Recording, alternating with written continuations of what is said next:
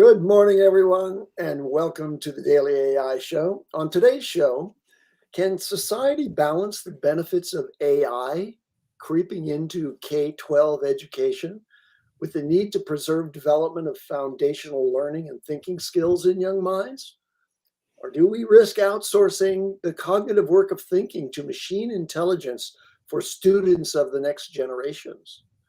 And what are real world examples of both the positive and negative impacts of AI's use in learning environments by students and teachers? Can we combine AI's strengths in classroom and online learning, like speed, personalization, and scalability, with development of human strengths, inspiration, creativity, critical oversight, and moral and contextual understanding? That's the subject of our discussion about AI for today, Monday, March 10th, 2025. This is the Daily AI Show, and I'm joined by Beth Lyons and Jyunmi Hatcher. Good morning. Good morning. And this was such an interesting juxtaposition. And because this came out of a news article that I saw, and the news article was the successful court case from a student against their school for not educating them because they gave them an AI accommodation, right? That was their accommodation. So they had a whole series of steps for the student to take that were approved. Like it was literally, this is what the school recommends that you should do. And we've already seen successful court cases from students suing schools for not giving them education about how to use AI. So this was a little like damned if we do, damned if we don't. But of course, it's more nuanced than that. Yeah, a deeper question for me is whether we haven't already in our educational processes failed to some degree to generate critical thinking in the latest generations of students who are coming out. I'm not convinced that social media and the internet have yet augmented educational processes. And it could be that AI, by being a little more dynamic and interactive than the typical sort of consumption of let's call it digital media, generally speaking, it might be that we're hopefully we're going to be rescued by AI away from what's really a distraction and an elimination of critical thinking. So just to clarify, the accommodation or the workflow was provided by the school county? Is that correct? Okay.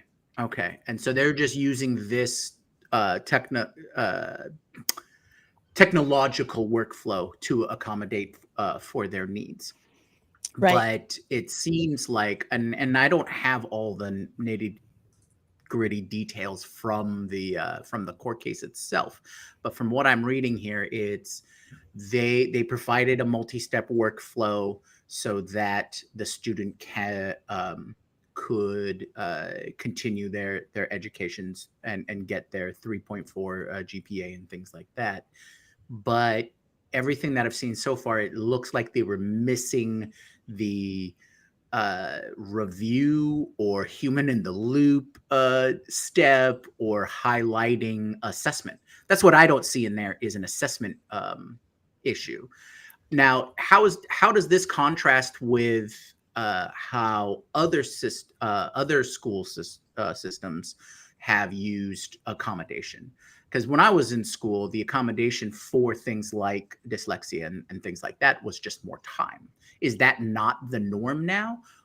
Or is this like an outlier case? Wait, if we're going to dive into this, I think we do need to understand what the disabilities were that required the accommodation for this particular student. And for example, if you told me, okay, here's the headline: this student is successfully suing the school system because they graduated with a 3.4 GPA, but could not read. Well, maybe if I just give you the example of a student who is blind, yeah, they can't read, but they can absorb information. And did the student even absorb information sufficient to allow them to achieve the 3.4 GPA? I don't know that we can adjudicate that particular example, but I think it'll be useful to understand, if you've read more detail about this particular case, Beth, what was it that required the accommodation here for this particular student? Yes, they were dyslexic. The court found that that the school failed them in the IDEA accommodation framework. So that means that you need to have like an it's not equitable, but it's equitable education. And this student graduated with the 3.4 that you're talking about, but not able to spell their name or read. The part of what was convincing for the court was that the family hired a private tutor to show that the student was actually able to learn, but the school's choice of how to accommodate was to give them the information and skills to be able to use other tools to like speech to text and those sorts of things. And it's a big conundrum in some ways. And I feel, Andy, I think you're right. Where we are is this juxtaposition. Is that a fair assessment to say that using AI-based accommodations is sufficient, because that's going to be a skill moving forward? Or are we teaching to the ability of the student? And one of the things that I think is true often about accommodations in general is that the school or the business or whatever is basically designed to make the person who needs the accommodation as similar to normal, function like, right, appear to function normally, because then that equips the school or the business or something. You're accommodating yourself around that student, because I'm sure that it was faster to teach the student to use the AI than to like create more faster to teach a student to use the AI than actually take the time to identify what was needed and speak to that. Now, we've talked about AI is actually going to be able to do that piece also. I think we're just in a really funky place with what's going to happen as we're moving forward. Yeah, so there is a risk of using AI in learning, especially in the early foundational development stages. And I'm thinking about, K through, elementary school. If AI were to be used extensively in there, there is a risk that there's an over-reliance on the AI's capabilities, and that what might prevent students from actually developing fundamental skills. Now, I'm not so concerned about whether, AI, in the hands of somebody who's dyslexic is going to remove the possibility that they learn critical thinking skills simply because they can't, because of dyslexia, read and or write, by hand. But somehow, I think in this particular case, the student was able to speak to and listen to an AI to the point where they were able to deliver a 3.4 GPA. So let's move away from the disability case to the general case, which is, okay, we have a classroom of students, and will students be able to do the basics if they're now leaning on and over relying on AI to generate content? And so this is the idea of offloading cognitive skills to a machine intelligence. And in the process of doing that, losing the struggle that is posited to be essential to the development of your own mental capacities. And so if things get easier for students, that doesn't mean that they're going to learn better. And so we want to avoid this undermining of the learning process in the early stages. And so if you lose those foundational capabilities, then that hobbles the student all the way through the progression up to and including college, and it becomes a necessity that they have AI rather than being able to uncouple from that and demonstrate the same skills that they've observed and or by practice in interaction with AI, practice themselves. So I'm very interested in talking about what are the ways that we've started to see that are emerging from either centers of excellence out there or in unique cases where innovative teaching is being done using AI that avoids the trap of over-reliance on AI, and also avoids the possibility of students basically cheating on the system by using AI to represent their own work product when they didn't actually have the capability to deliver that work product independent of AI.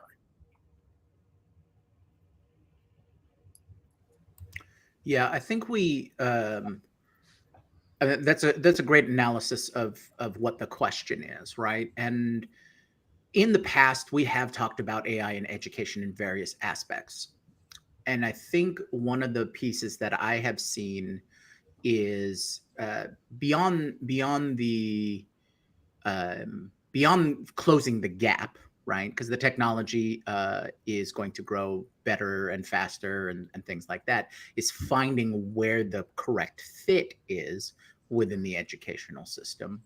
But I think it brings up an opportunity to reassess what is valuable in the education and refocus maybe on those more valuable skills. Because so in the last, I don't know, I when I went to college and high school and all of those, and this was a while ago, don't get me wrong, but the same kinds of processes and getting school systems and schools to adapt to new technologies, those kinds of hurdles existed then as they do now, right? And so it becomes more a matter of reassessing the systems themselves, right? It's always a matter of catch up. What is most important, and how can we build upon the existing system or replacing the system with more useful focuses? Because the system I grew up in was a mill, right? It was get kids with basic skills from one grade to the next to graduate and then out into the workforce, right? If you were lucky, you went instead of local trade, you went into college, and I put air quotes around lucky, and you were on that track. So if they notice that, oh, you do well academically according to their scores and things, they try and put you into the collegiate track there. And so that was all part of just getting you from point A to point B and out of the K-12. There wasn't really a focus of, hey, can the lifelong journey of education, what are the skills that are going to help this student throughout their life, throughout them being in the workforce, in their own life, as a better human being, all of these kinds of things. And Andy, you touched upon it as one of those main skills is that critical thinking. Because if you have that ability, you can analyze anything coming into your feed or into your life and analyze it for, okay, is this correct for me or not? What are these in alignment with, facts that I understand or available to me? What are my resources? Basically breaking all of that kind of stuff down. And so I'm looking at AI as an ability for us to reassess that system. I know it's a bit roundabout way to just get to that point where I think the system needs to be assessed so that we can find the right position for AI in there. Now, Yeah, the I specifics, like I think the that's way you something that needs. framed that. I like the way you framed that because one of the major criticisms that one would have about the existing system is that teachers are driven increasingly to teach to the tests, the standardized tests that are the sort of the waypoint markers of whether or not you've passed a grade level and can move on to the next one. But those tests typically are tests of knowledge, not tests of problem solving ability or critical thinking skills. So one of the things that AI can support and that ought to be a part of the planning of the future systems for education is sort of reimagining how we assess students instead of just measuring their ability to recall things in a multiple choice exam. Instead, measure continuously in a scalable way their application of knowledge, their analysis, their creativity. And so, for example, AI and AI tutorial interactions after the classroom sessions, which are important for socialization skills and for other human interaction skills. But after that, we know from the Harvard study at a much higher grade level than the early foundational education, we know that providing an AI interactive tutor dramatically improved the learning outcomes for students in a basic physics course at Harvard. So we know that it can augment the educational process, but there are some ways to just shift the way we assess students that could really amplify that. So, for example, you assess the process of their learning rather than just their answers at the end of the learning modules.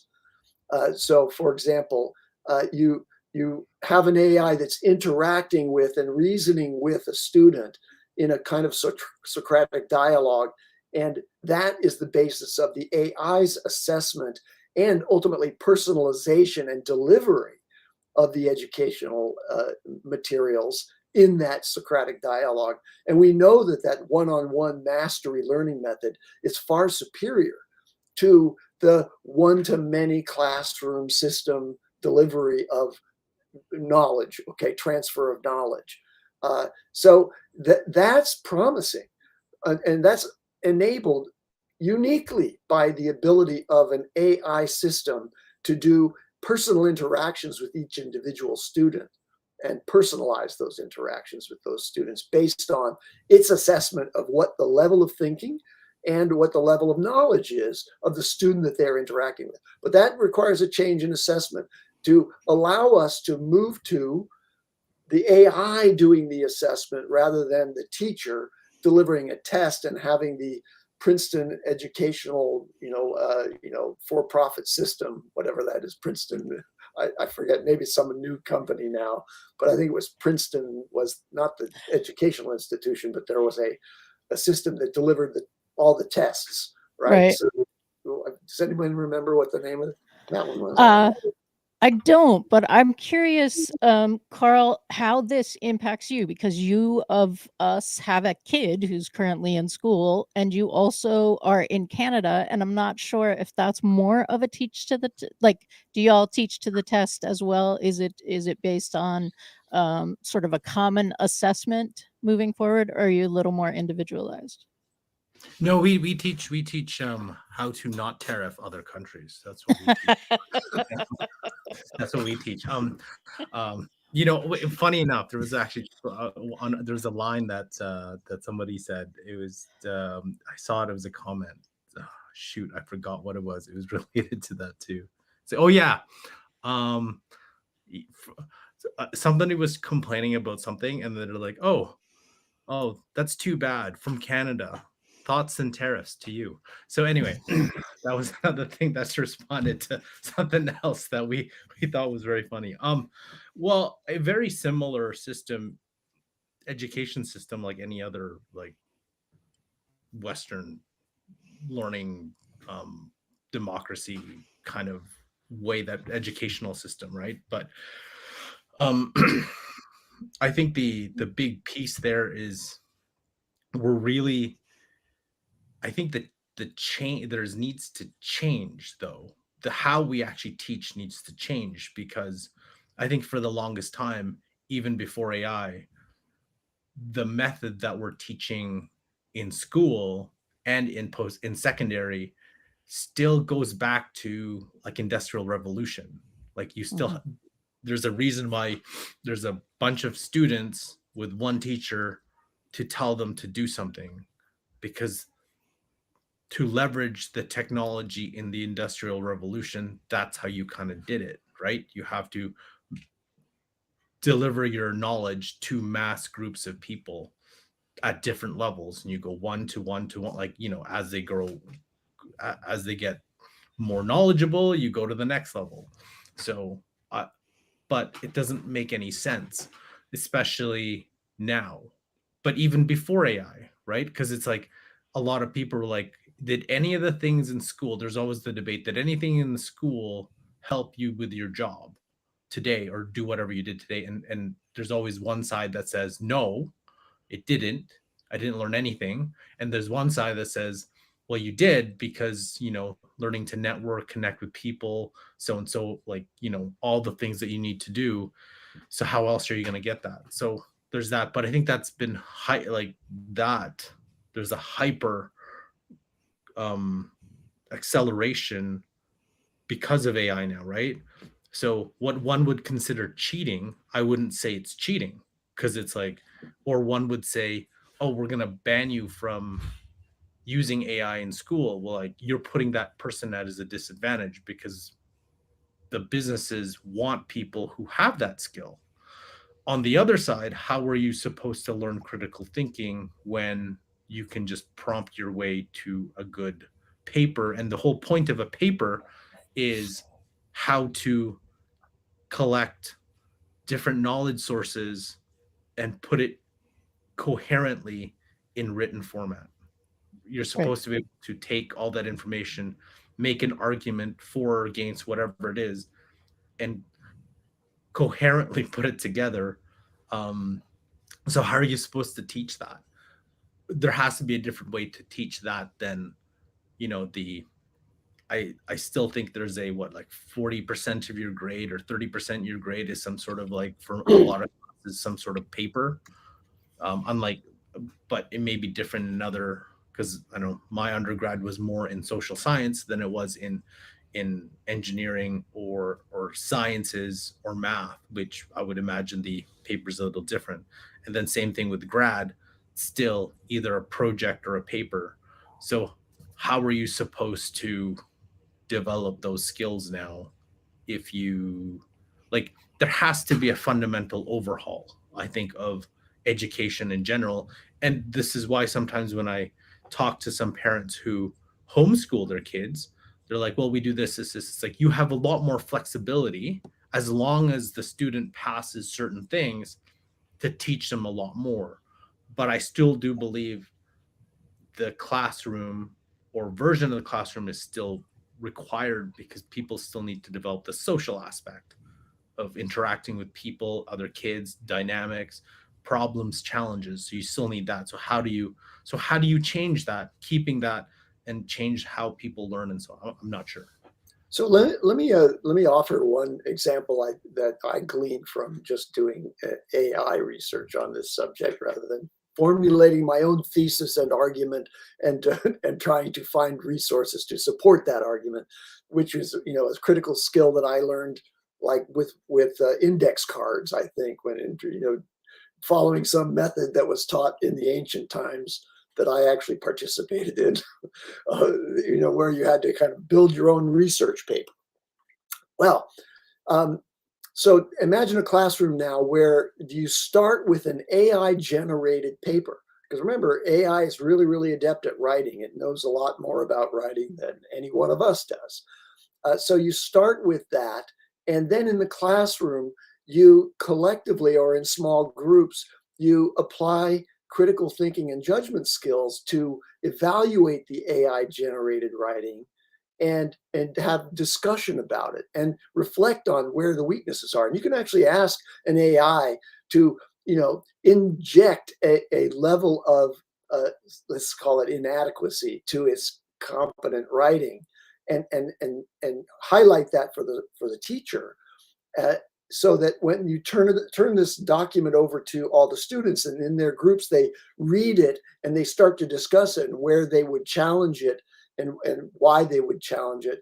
There's some Easter eggs in there that have been planted in there for the teacher, where they can see which groups actually identified where there was either a logical inconsistency or something like that. So using AI outputs as a starting point, and using then a very different model than just one-to-many knowledge transfer and lecture format, gives you the opportunity to not only demonstrate, how AI is possibly not going to be an absolute and authoritative source, but it'll have, deficiencies in its own generation, and give the students an experience of dialogue and examination with other human minds and see what those minds, think about the thing. So that's one example. And then then you can also kind of apply reverse engineering skills, against AI generated output. So if the AI delivers a solution, and that's the subject of discussion in the classroom, then how do you understand what the underlying concepts are? And in the world of coding, which is a kind of an analogy, but not taught yet in the elementary grades, teachers can now ask students to take code that was generated by AI and at least annotate it as to what each of the parts of the code are as function, and modify that to see if they can make changes to that series of coding blocks. Now apply that to creative writing and or expository writing that you're doing to create a narrative and or an argument. And you can do the very same thing. Oh, where does the thesis appear in this particular sequence of blocks of writing that came from the AI? Did it happen in the very first paragraph, or did it happen later on? It only emerged out of some presentation of a series of arguments. This may be getting a little too technical for the elementary school, but you can see how those experiences would actually deliver some experience of critical thinking and analysis that probably doesn't exist today in most grade school and or high school classrooms. So education in the presence of AI may actually ultimately be a better education than just education in the presence of the internet. Jude in our comments was saying that that education really shifted once the internet was a ubiquitous thing that you could reference in an educational kind of way. What I wonder is, are we going to a point where teachers are going to need to use AI to evaluate things that students did with AI, right? So are you having a Socratic conversation with the AI and then with the teacher? So are you basing the grade? Is the teacher basing the grade? Sorry. I studied voice in college, and people may not know this, but your grade in voice is just based on a jury. You do the whole semester, and then you sing in front of people for 2 minutes, and that's your grade. Wow. Like I'm concerned that we're moving into that simply because of teachers' time. Is Are there any you? performance anxiety associated with that particular model? I had many things to say about it. Yes, there's a fair amount of performance anxiety, and it's also just not an effective way to assess a semester long or a year long gathering of experience and education. And that's what I'm concerned about, is if we're going more toward experiential, how we're evaluating it, or how we're engaging with it. I want to know how you're evaluating it. I'm sensitive to what teachers have to do and the points that they have to evaluate. But once you get above a certain amount of information, aren't the teachers also going to use AI to help them? That's a great aspect to focus on, is from the teacher's ankle. And to answer your question, Beth, I think yes, it may not look how like we're imagining it right now as we're doing this, so the teacher has to catch up to do this, and go back and forth and that kind of thing. But I more imagine that our initial move would be to just help the teachers, right? Teachers undeniably are overworked. They have requirements of them are immense.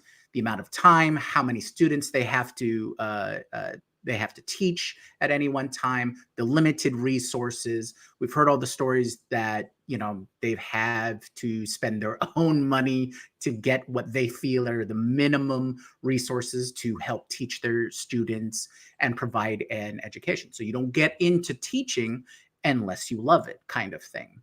Well, with AI, we can supply a whole plethora of resources for teachers.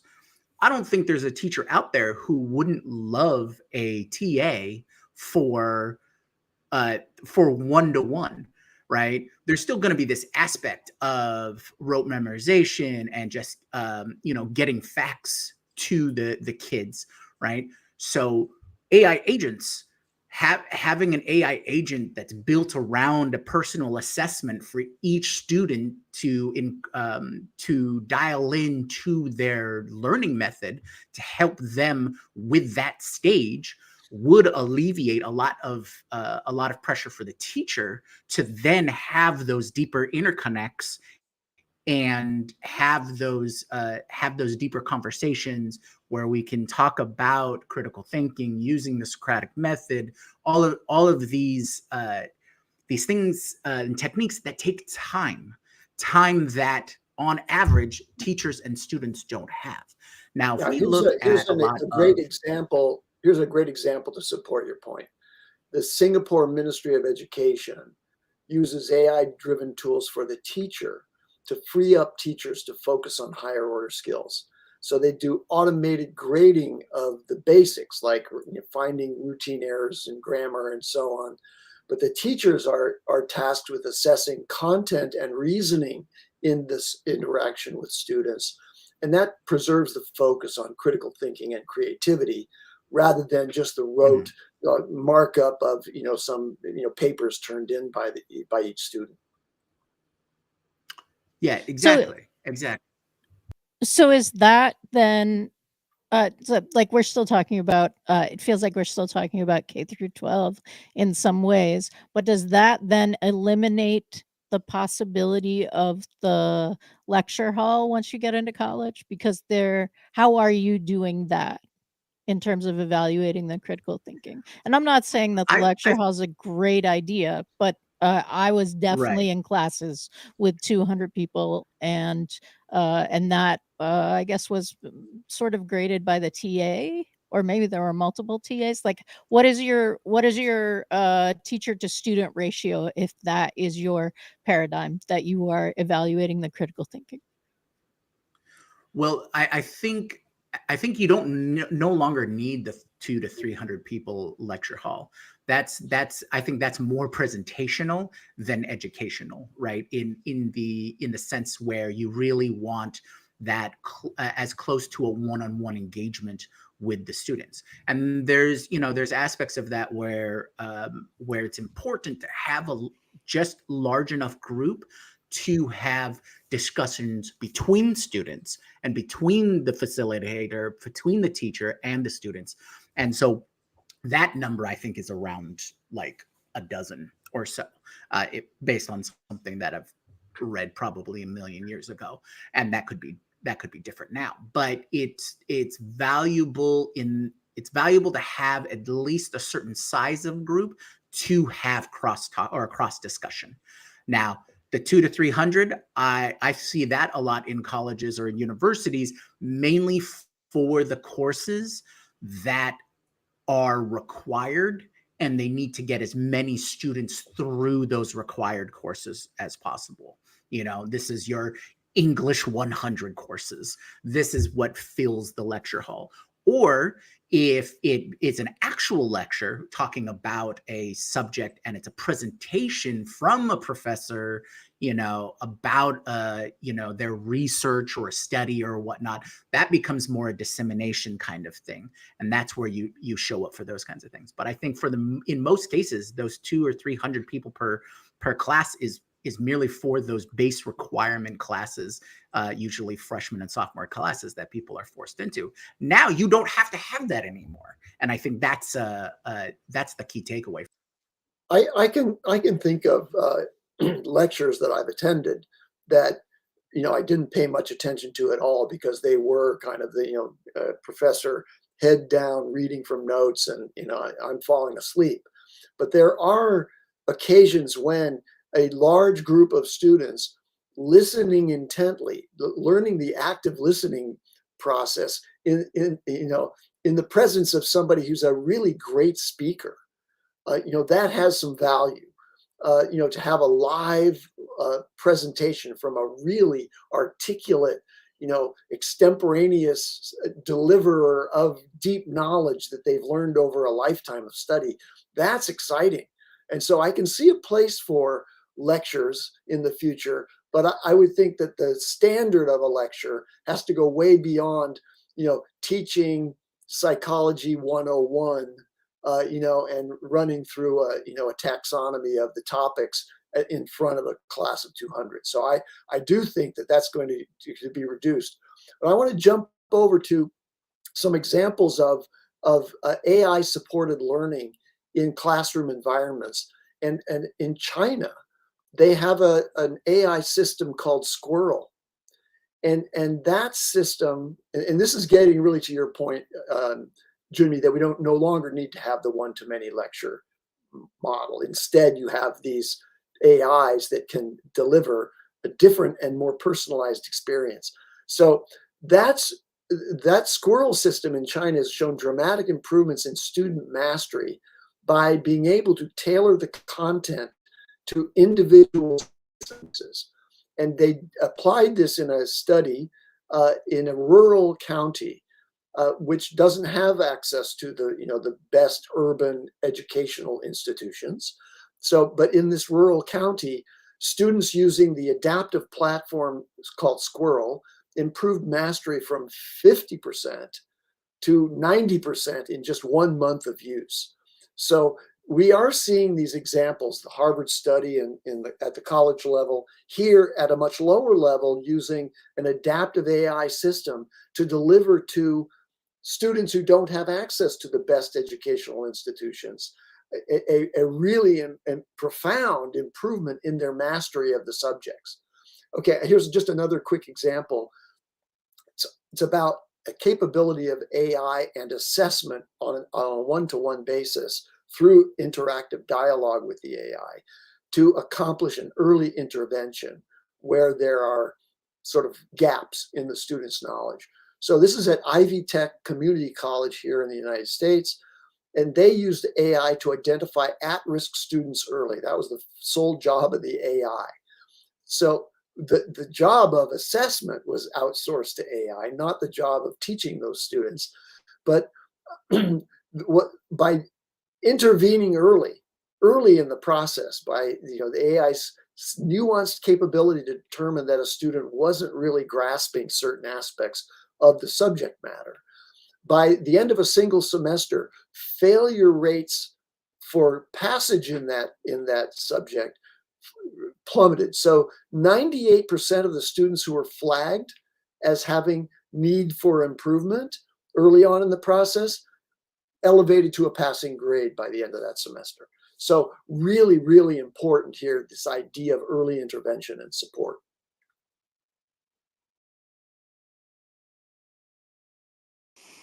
Yeah, I Yeah. think it'll be a That's good a mic drop right a there. good There we model go. to Okay, assess. let's wrap up. No, we need to remember that some of us have more lag than others. Jyunmi. No, I was just agreeing with you, Andy. I think that's a great model to take a look at and see if it can be applied or what lessons we can take from it. That assessment, obviously, there seems to be some great insights that we can draw from it.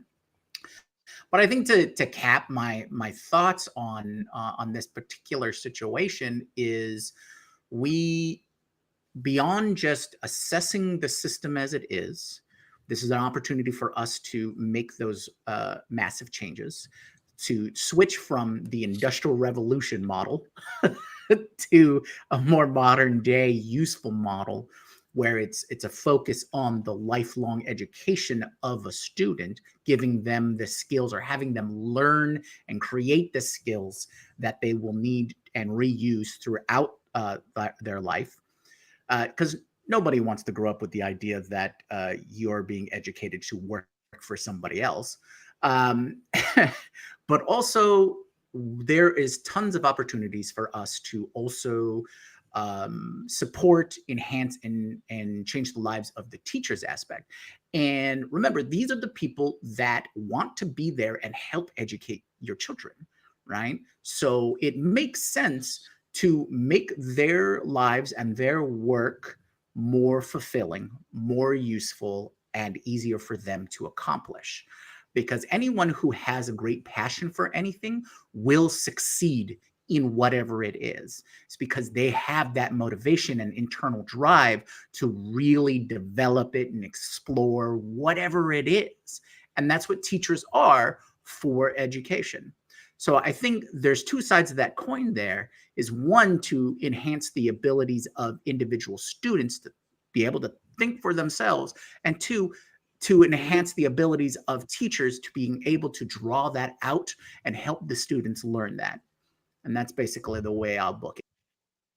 So I'm just going to say the question that's popping in my head in relation to what you're saying, which is, how are we defining success? And do we need some redefinition of success?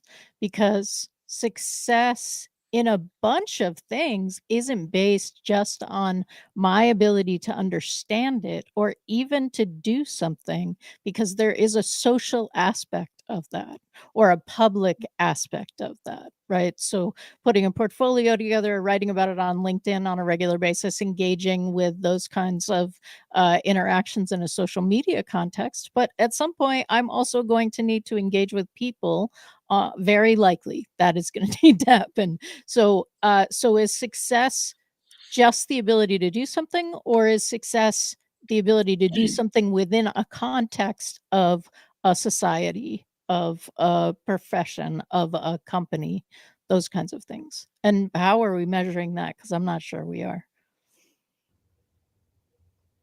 Well, what I wanted to talk about was it's funny because Junmi said, "Well, no one wants to think that they're being prepared to work for somebody else, but we are." The entire education system is set up to make you think you are probably gonna go get a job with to work for somebody else. Um, and I think that's this kind of ties in, AI kind of ties into, I don't know, what did they call it? The grand, um, I don't know if you call it the grand bargain or something, but like the belief that if you go to school if you go to post-secondary school, get a degree, and get a job, you will accomplish what the vision of I guess the American dream, the Canadian dream, whatever that is. I think people understand that's inherently false. That is not a guarantee. In fact, you probably come out of school with hundreds of thousands of dollars in debt, work for a company that could fire you at any time, and not be able to pay off your debt, and not be able to afford a house because houses are way out of your price range unless your family has property or money that it comes in. You are kind of out of luck, kind of SOL there. So that in itself, that whole piece, and I think a lot of Gen Z are really understanding, hey, wait a minute, this is not like, why do I do this?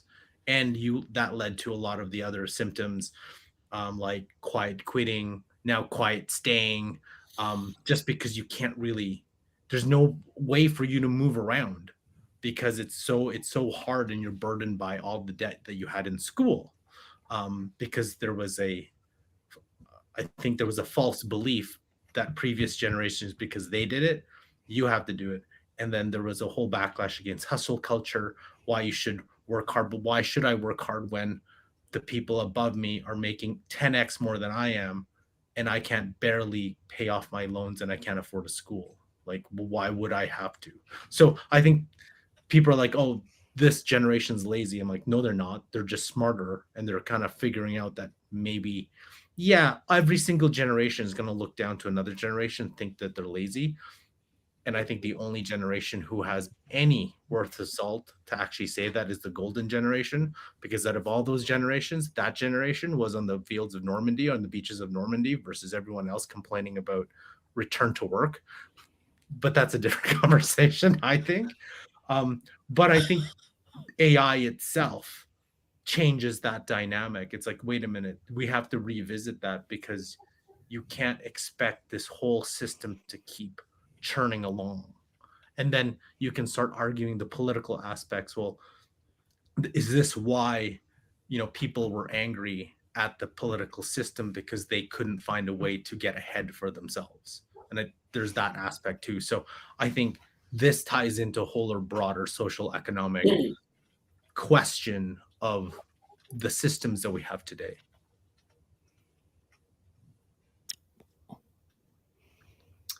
So I want to bring in just a couple of final thoughts here. My personal opinion is that, as someone who will not ever want to give up, the companion to learning that AI is for me today, I hope for the next generations that they'll have that, and that it will amplify their understanding and broaden their view of what's out there in the world beyond what is typically taught in a local school system. But I personally believe that the school systems and the educational process has to carve out space for AI-free work, where students can practice foundational cognitive skills with other humans without any involvement by AI. So, you're kind of retrograde, let's go retro on how learning happened in the small classroom in the local, I'm picturing the little building with the bell on top to call people to the class, and a teacher guiding multi-stage students, from, kindergarten all the way up to, people who are going to graduate to the workforce, all in the same room in a rural environment. Like, create conditions like that where there's cross-fertilization of thinking and dialogue.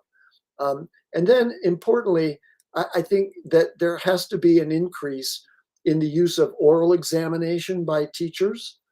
The active presentation of individual students to the rest of the class, and sort of in-class practice outside of the use of AI. So here's an exercise where maybe you have access to a laptop, but disconnected so that you can type because that's a skill that's important even now in the late grade school, periods. Whether you hunt and peck or whether you have really good typing skills, that's a faster way of writing than writing by hand. I'm not sure that cursive is even, as efficient as typing ultimately. So doing that in class and then, reviewing it in small groups and sharing what was written, those kinds of non-AI experiences, I think, are going to be important and may only be available in a classroom setting. Wow. One thing I wanted to point out, and I was looking at all the comments. Okay, so I think part of it too is the expectation. So if you're going to school or the expectation to is what I was talking about, get a job, so on, I think you may be disappointed. But I think if your expectations is to learn, improve yourself, build a network, and so on, then I think you won't be disappointed. And because I think if you look at, I thought my undergrad was super. My grad was not. That was, you just did it because there was I thought I was going to go one path, but my undergrad was really fun.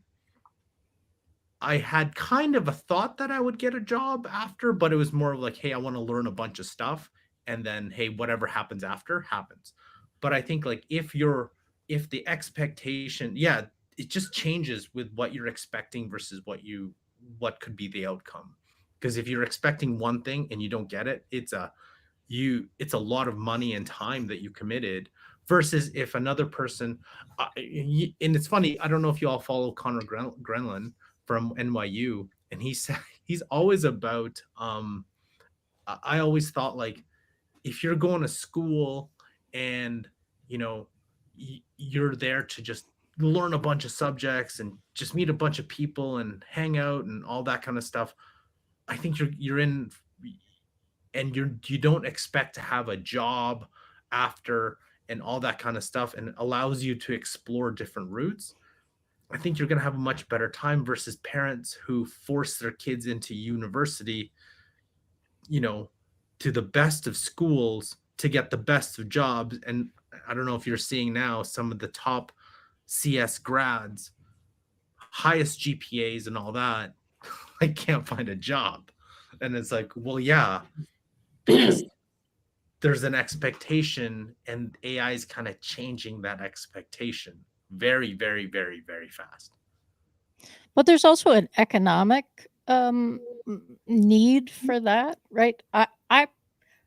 I don't think that I would be able to, or know anybody in my circles right now who would be able to devote, what, 120,000? That's probably cheap for a 4-year degree, but let's just go with that, for getting that kind of education.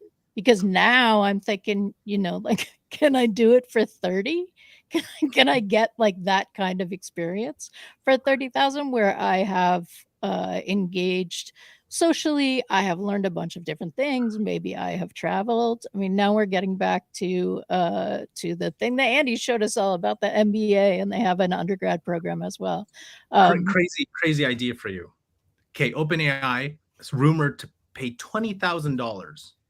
Why don't you just get a $20,000? Like, if you're gonna pay $120,000 for school, then how long do you get that research assistant for? Like 6 months or so, whatever. Just get it for a year. Pay that instead of paying the university. Pay OpenAI. Actually, probably terrible idea, but pay them. Pay for that PhD level researcher. Get taught. And to me, I think you're going to get more value out of that than going to school for 4 years with the expectation you're going to, achieve the dream. But one of the things you learn at school is your peers do not act in ways that are probabilistic, right? So if you're only learning from the AI, right? And I mean, we joke about it now. People are like, "Oh, wow, the writers lost." There's some writer strike happening because what's happening around me in the world seems less probable from a like TV story kind of thing. Like, I don't know. I just feel like I feel like engaging with actual humans and the fact that they don't work on the same kind of probability as AI is going to be a necessary and good learning experience on some level, but I wouldn't pay $120,000 for it. Yeah, the economic return on investment of college is in question, and there's got to be a less expensive means of delivering the outcomes that come from that. And so that's going to close out our discussion of AI in education. Hope you've enjoyed that conversation. I hope you'll come back to us tomorrow. We're talking about AI voice search and what the impact is on your strategies as a business or as an individual influencer in elevating your results in voice-driven search. So it's like voice-driven search SEO, like search engine optimization, when 60% of searches are expected to be voice generated and voice responded rather than done at the Google search box. So that's tomorrow. And then Wednesday, of course, we always have our recap of the week's news. And so please join us there. And also come to our website, which is thedailyAIshow.com.